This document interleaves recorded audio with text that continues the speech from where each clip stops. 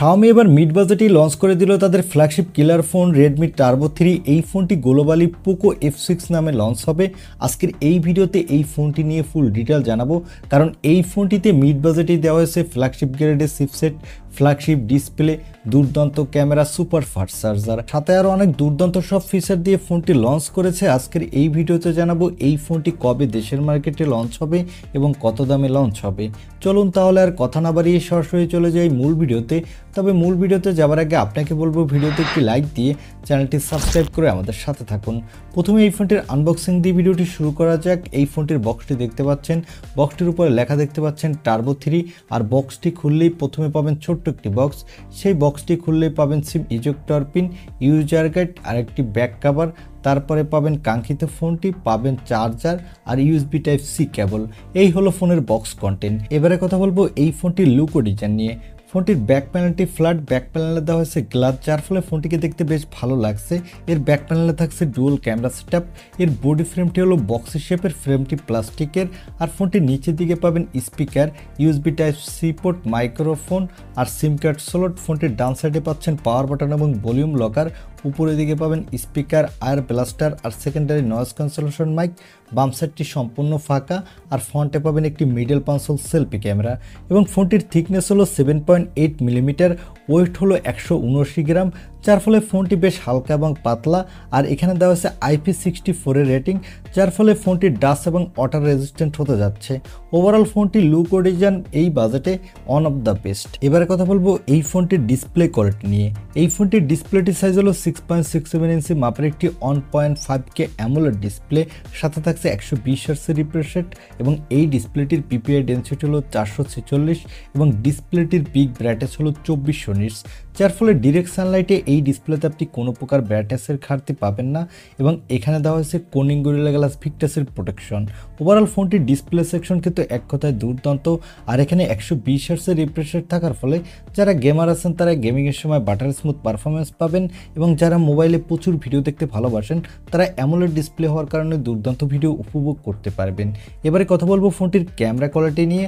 আগেই বলেছি ফোনটির ব্যাক সাইডে দেওয়া হচ্ছে ডুয়াল ক্যামেরা সেটআপ, যার প্রাইমারি লেন্সটি হলো 50 মেগাপিক্সেলের। এর অ্যাপারচার f1.6। এখানে থাকছে ওআইএসএস সাপোর্ট। এই সেন্সরটি হলো সোনি LYT600 সেন্সর। এটি একটি ফ্ল্যাগশিপ ক্যাটাগরির সেন্সর।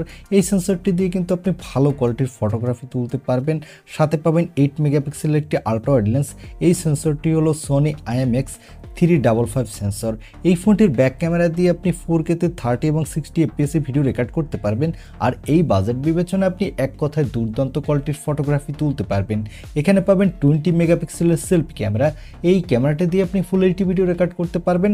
আর এখানেও আপনি দুর্দান্ত কোয়ালিটির সেলফি তুলতে পারবেন। এবারে কথা বলবো এই ফোনটির অন্যতম হাইলাইটেড অপশন অর্থাৎ এর পারফরমেন্স নিয়ে। এই ফোনটিতে পারফরমেন্সের জন্য দেওয়া হয়েছে স্ন্যাপড্রাগনের 8 Gen 3 প্রসেসর।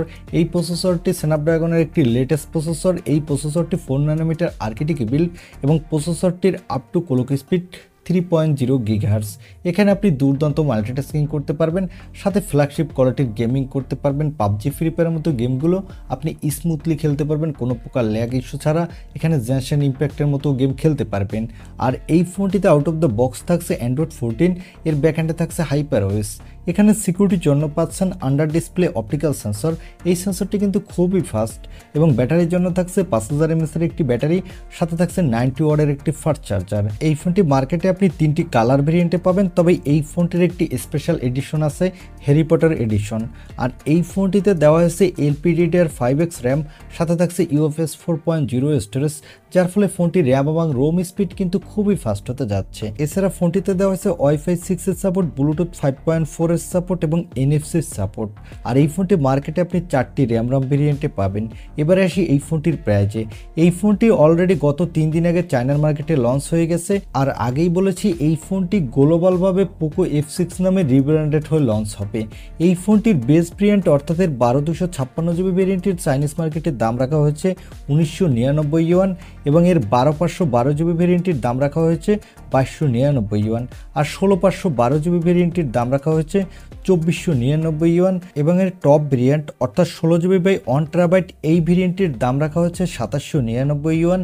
আর এই ফোনটির যে special edition Harry Potter edition এর 16512GB ভেরিয়েন্টের দাম রাখা হয়েছে 2699 ইউয়ান। আর এই ফোনটি গ্লোবালি মে মাসে অফিসিয়াল লঞ্চ হবে, তবে বাংলাদেশে অফিসিয়াল লঞ্চ হবে না। বাংলাদেশে আপনাকে কিনতে হলে আনঅফিসিয়ালভাবে কিনতে হবে। এই ফোনটির বেস ভেরিয়েন্টটির দাম হতে পারে বাংলাদেশে আনঅফিসিয়ালভাবে প্রথম দিকে 40,000 টাকার আশেপাশে, তবে আস্তে আস্তে অনেকটা কমে আসবে। আস্তে আস্তে এই ফোনটির দাম হবে বাংলাদেশি টাকায় 35,000 টাকার আশেপাশে। সেক্ষেত্রে আপনাকে 2 থেকে 3 মাসের মতো ওয়েট করা লাগতে পারে। আমার মনে হয় আপনাদের যাদের বাজেট হলো 35,000 টাকার আশেপাশে এবং এই বাজেটের মধ্যে আপনি যদি সবথেকে বেস্ট একটি অলরাউন্ডার ফোন কিনতে চান, বিশেষ করে সবথেকে বেস্ট গেমিংয়ের জন্য একটা ফোন কিনতে চান, তারা এই ফোনটি দেখতে পারেন। এই ছিল রেডমি টার্বো 3 এই ফোনটি রিভিউ। এখন এই ফোনটি আপনার কাছে এই দামে কেমন লেগেছে বা এই দামে এই ফোনটি আপনি কিনতে চান কিনা তা কমেন্টে জানাতে পারেন। আর ভিডিওটি ভালো লাগলে অবশ্যই একটি লাইক দিয়ে চ্যানেলটি সাবস্ক্রাইব করে আমাদের সাথে থাকুন। দেখা হবে নেক্সট ভিডিওতে। আজকের মতো আল্লাহ হাফেজ।